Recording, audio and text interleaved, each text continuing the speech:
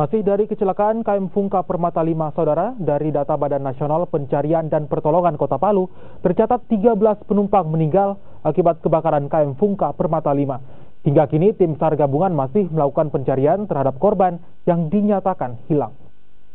Dari video amatir tampak kantong jenazah dibawa petugas SAR gabungan melalui Pelabuhan Banggai, Kabupaten Banggai Laut, Sulawesi Tengah.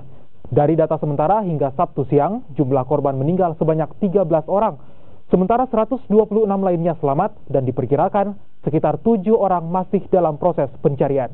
Untuk proses evakuasi dan pencarian, tim SAR gabungan juga dibantu kapal motor Pacitan dari Kendari. Penumpang serta awak kapal yang menjadi korban masih dirawat di rumah sakit setempat dan dilakukan pendataan ulang identitas penumpang. Untuk korban yang berhasil dievakuasi sejak pagi hingga saat ini adalah 139 orang, di mana terdiri dari 126 itu dievakuasi ke Banggai Laut dalam keadaan selamat dan 10 orang dievakuasi juga ke Banggai Laut dalam keadaan meninggal dunia. Dan